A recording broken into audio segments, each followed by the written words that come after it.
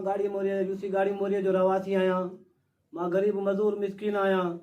मुंहिंजो कणिक जो फ़सुलो 7 जरे मुंहिंजो कणिक जो फ़सुलो जेको मुंहिंजे भाउर माण्हुनि मुंहिंजो साड़ियो आहे ऐं मुंहिंजो बेडो आहे। मां गरीब मिसकिन मां गरीब मिसकिन मुंहिंजो बेडो आहे। मुंहिंजो फ़सुलु मुंहिंजो साड़ियो वियो आहे। मां गरीब मिसकिन बचड़े वाल मज़दूर आहियां साईं। मां मुंहिंजो ज़ुल्म मूंसां कयो अथऊं भाउर माण्हू। मां सुबुह कुता घुराया पुलिस कराई आहे मुंहिंजो साईं। मां थाणे बदिरां आई जी सिंध के अजीरी वाला सिंध के साईं मुंहिंजी अपील आहे SP खिरपुर के IG सखर के साईं वज़ीर आला सिंध के साईं मुंहिंजे सदर पाकिस्तान के सदर आर्मीअ के साईं मुंहिंजी अपील आहे मुंहिंजा इंसाफ़ कयो वञे।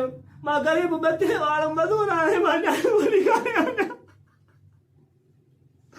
माना ज़ुल्म कयो अथऊं साईं। माना नाक़ कयो अथऊं मूंसां इंसाफ़ कयो वञे। मां ग़रीब आहे बचड़े वारा मुंहिंजी अपील आहे ॿियो मिस्टर मां इंसाफ़ कयो वञे साईं।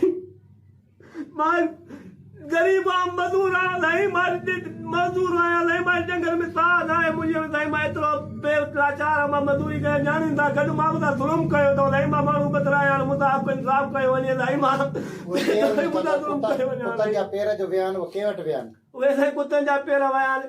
असगर उमर आहे सदोल उमर आहे उहे 2 ॿाहिरि आहिनि साईं। जॾहिं मूंसां इहो ज़ुल्म कयो आहे नाक़ कयो आहे साईं। मूंसां इंसाफ़ घुरियो वञे कयो वञे साईं।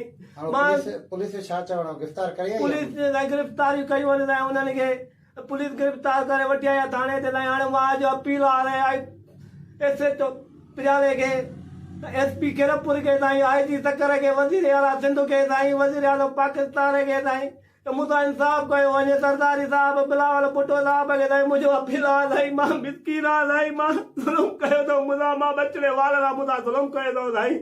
मां जेको ज़ुल्म कयो अथऊं हली अखियुनि ॾिठो वीडियो हर शइ मूंसां ज़ुल्म कयो अथऊं। पोइ नाक़ मूंसां मां बचड़े वारा साईं। अॼु तव्हां प्रालो प्रेस क्लब ते आया छो आयो छा मसइलो आहे उहा हक़ीक़त ॿुधायो असांखे। अञा असांजो नुक़सानु थी वियो आहे।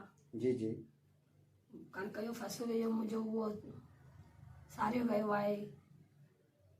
इन जे करे मां फ़रियाद ते बि कई आहे कुता घुराया आहे।